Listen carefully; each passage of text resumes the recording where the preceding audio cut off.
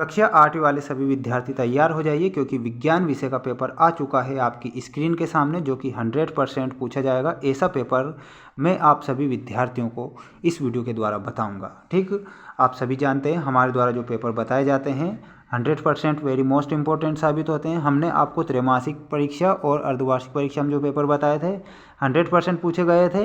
इसी प्रकार हम वार्षिक एग्जाम के लिए भी ऐसे ही पेपर, ऐसे ही वेरी मोस्ट प्रश्न बताते हैं। और बिना देर की शुरुआत करते हैं हम हमारे प्रश्नों से। क्वेश्चन नंबर फर्स्ट आ चुका है आपकी स्क्रीन के सामने और पूछा गया है, यदि वन विलुप्त हो जाए तो क्या होगा। वेरी मोस्ट प्रश्न है, ये तो पूछा जाएगा। यदि वन विलुप्त हो जाए तो क्या होगा।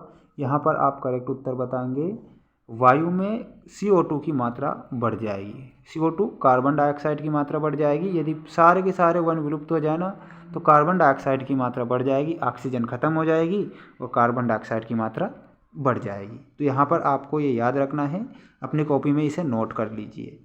एक अभ्यारण्य में काला हिरण और सुनहरी बिल्ली, घड़ियाल तथा गेंडा क्या दर्शाता है।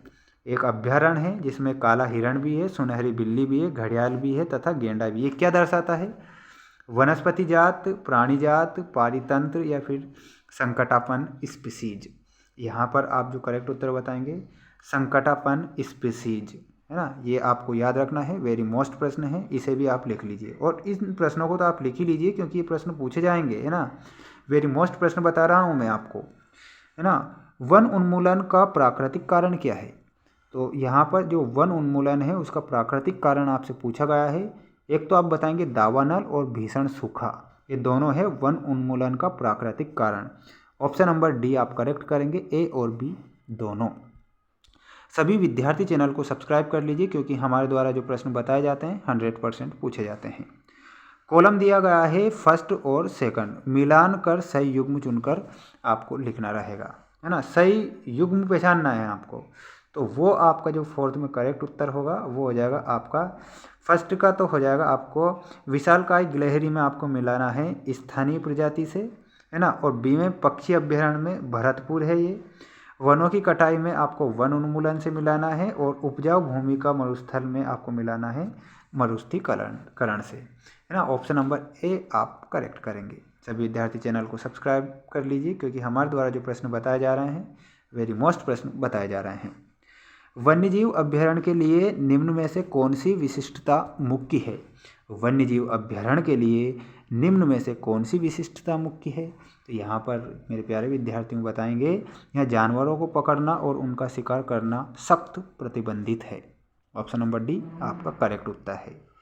अगला क्वेश्चन दिया गया है आपकी स्क्रीन के सामने और पूछा गया है, जैव विविधता के संरक्षण के उद्देश्य से बनाए जाते हैं। देखिए, जैव विविधता के संरक्षण के उद्देश्य से क्या बनाए जाते हैं।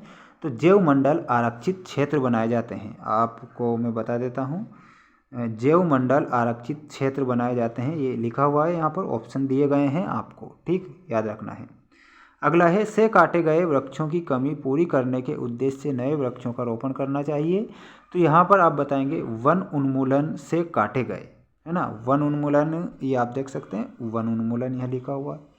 अगला है, संकटापन स्पीसीज का रिकॉर्ड रखा जाता है। तो ये रखा जाता है रेड डाटा पुस्तक में। देखिए, संकटापन स्पीसीज का जो रिकॉर्ड है वो किस में रखा जाता है, रेड डाटा पुस्तक में। साल, सागौन, आम और जामुन ये क्या है। तो यहाँ पर आप बताएंगे ये वनस्पति जात हैं। क्या है, वनस्पति जात, है ना। वनस्पति जात आपको करेक्ट उत्तर बताना है, ठीक। अगला क्वेश्चन दिया गया है, कागज बचाने का अर्थ को बचाना है। तो यहाँ पर आप पेड़ों को बचाना है ना, पेड़ों को। कागज बचाने का अर्थ है पेड़ों को बचाना, है ना। ऐसा आपको करेक्ट उत्तर याद रखना है। सभी विद्यार्थियों को चैनल को सब्सक्राइब करना है।